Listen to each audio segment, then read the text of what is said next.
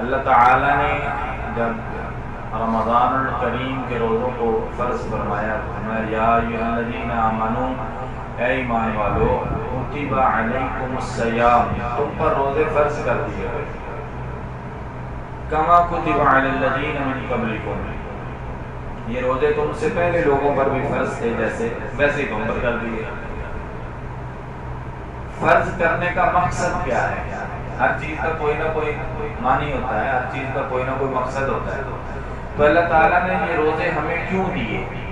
لعلکم تتقون، تاکہ تم متقی بن جاؤ، تاکہ تم متقی بن جاؤ، تاکہ تم پرہیزگار بن جاؤ۔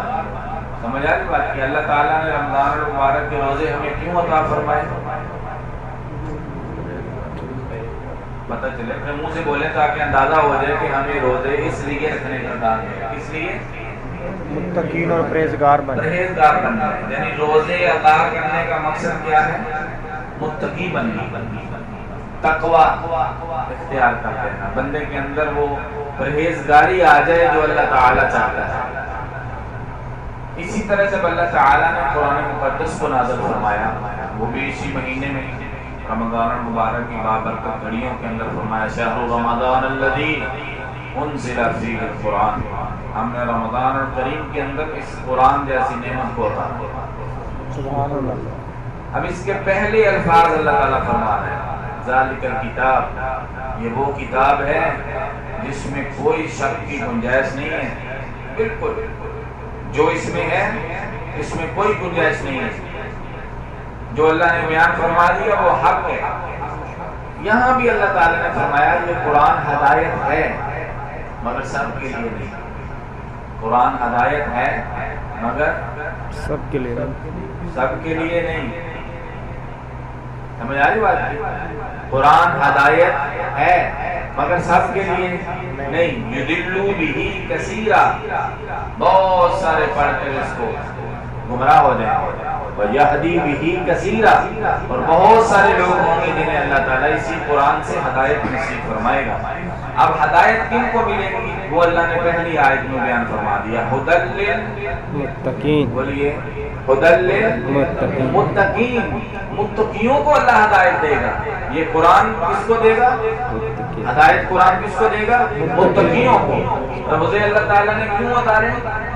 تاکہ تم متقی بن جاؤ، پرہیزگار بن جاؤ۔ تو دیکھیے دو عظیم چیزیں، عظیم، ایک قرآن ایک رمضان، یہ دونوں قیامت کے دن شفیع بن کر آئیں گے، شفاعت کرنے والے بن کر آئیں گے۔ رسول اللہ صلی اللہ علیہ وسلم نے ارشاد فرمایا قیامت کے دن جب حساب و کتاب ہو رہا ہوگا تو ایک ذات آئے گی اور آ کر کہے گی کہ اللہ میں چاہتا ہوں کہ جس طرح تو نے مجھے عزت و تکریم دنیا میں عطا فرمائی تھی، جس طرح تو نے مجھے عزت و تکریم و احترام دنیا میں عطا فرمایا تھا، اگر تو مجھے موقع دے تو جن لوگوں نے میرا دنیا میں حیا کیا، جن لوگوں نے دنیا میں میری تکریم کی ہے، جن لوگوں نے دنیا میں میری عزت کی ہے، آج مجھے موقع دے میں ان کی عزت بنا سکوں، آج میں ان کی احترام کر سکوں، آج میں ان جس طرح وہ میرا احترام کرتے تھے، آج اس حشر کے میدان اور مشکلوں بڑے دن کے اندر میں ان کا احترام کر سکوں۔ تو اللہ تعالیٰ فرمائے گا کہ ہاں تو ہے کون ہے؟ وہ کہے گا اللہ میں رمضان ہوں، میں رمضان الکریم ہوں، میں تیرا وہ مقدس مہینہ ہوں، تو مجھے آج موقع دے۔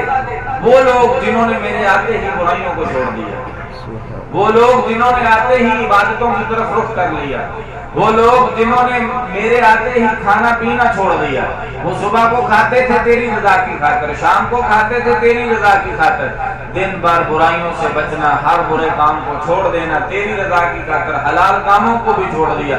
انہوں نے مجھے اتنی عزت و احترام بخشا کہ لوگوں کو واضح پتہ چل رہا تھا کہ کوئی خاص مہمان آیا ہوا ہے، تو اللہ آج مجھے موقع عطا فرما دے، جس طرح انہوں نے مجھے خاص بنایا تھا، آج اپنے احترام کرنے والوں کو میں خاص بنا لوں۔ سبحان اللہ۔ فرمائیں گے رمضان تجھے اجازت ہے، جس نے تیرا حیا کیا، جس نے تیری تکریم کی، آج تو اسے لے اور جنت میں چلا جائے۔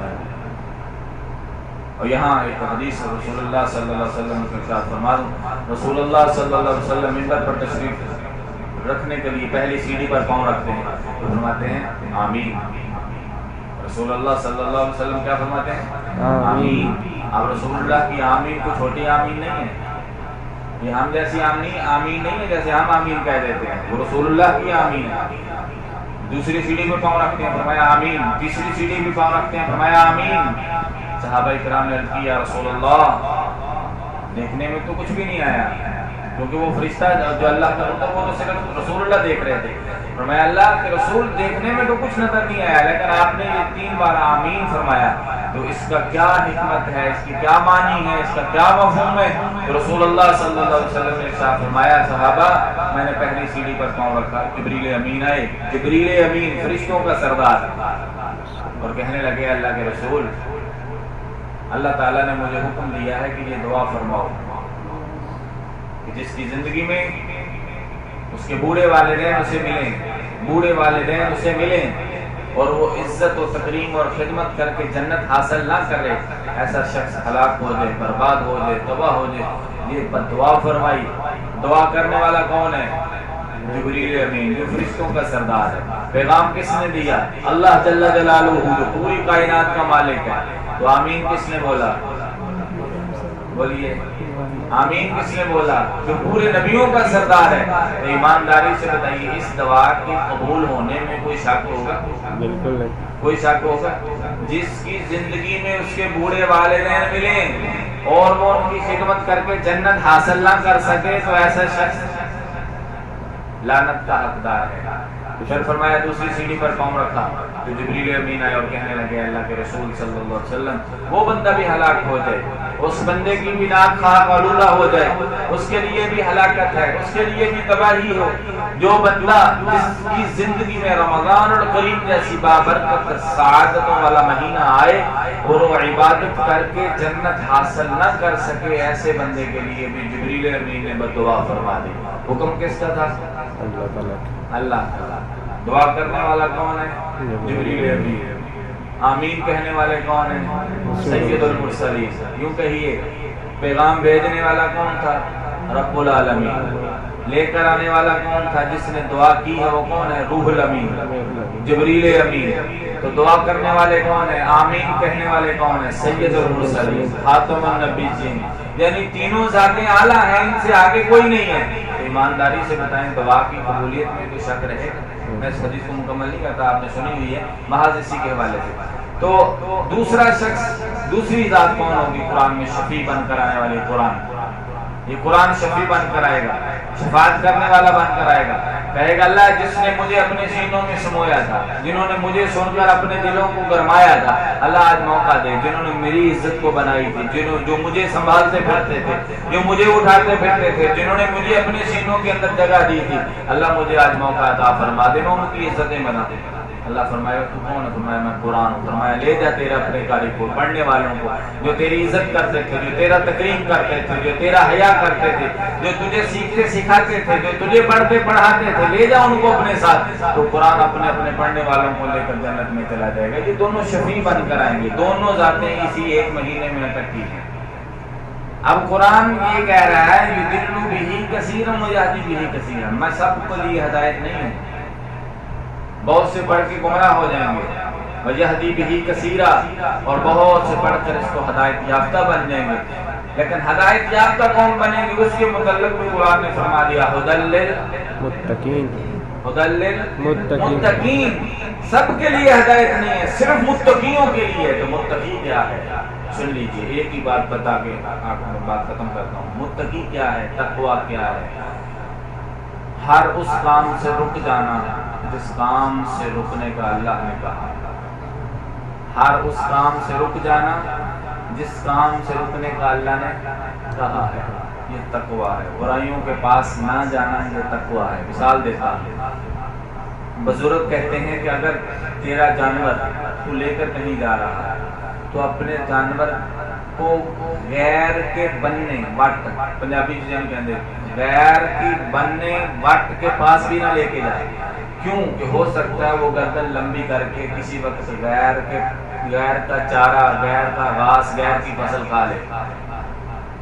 سمجھ آ رہی بات؟ یعنی برائی سے اتنا دور رہنا کہ وہاں تک پہنچ ممکن نہ ہو، اس کا نام تقویٰ ہے. اس کی مثال ایسے دے دیتا ہوں کہ جیسے آپ نے ململ کا کپڑا پہنا ہوا ہے، ململ کا کپڑا پہنا ہوا ہے اور آپ کسی رستے سے گزر رہے ہیں جس کی طرف دونوں اطراف میں ببول ککر کے درخت ہیں، کانٹے دار جھاڑیاں ہیں، اور وہ جھاڑیاں ہوا کی وجہ سے آپس میں مل رہی ہیں. ہوا چلتی ہو تو وہ ایک دوسرے کی طرف آتی جاتی ہے. اگر ایسا ہو رہا ہے اور آپ بیچ سے گزر رہے ہو، آپ کا ململ کا کپڑا اٹھ کر کبھی جھاڑیوں کی طرف جا رہا ہے اور کبھی جھاڑیاں آپ کے کپڑے کی طرف آ رہی ہیں، اس حالت میں اپنے آپ کو یعنی اپنے ململ کے کپڑوں کو ان جھاڑیوں سے بچا کر گزر جانا، اسی کا نام تقویٰ ہے. دنیا میں برائیاں بے شمار ہیں، برائیوں کے مواقع بے شمار ہیں، لیکن اپنے آپ کو ان سے بچا کر گزر جانا، اس کا نام تقویٰ ہے. تو رمضان کس لیے اللہ نے دیا ہے؟ تقویٰ اختیار کرنے کے لیے کہ ہم متقی بن جائیں. تو میرے بھائی، صبح سے لے کر شام تک نہ کھانا، یہ پیٹ کا روزہ ہے. یہ کس کا روزہ ہے؟ پیٹ کا روزہ. اور صبح سے لے کر شام تک آنکھوں سے کسی غیر عورت کو نہ دیکھنا، یہ کس کا روزہ ہوگا؟ آنکھ کا روزہ. اور اس زبان سے صبح سے لے کر شام تک روزے کی حالت میں کوئی غلط بات نہ کرنا، جھوٹ نہ بولنا، چغلی نہ کرنا، یہ کس کا روزہ ہوگا؟ زبان کا.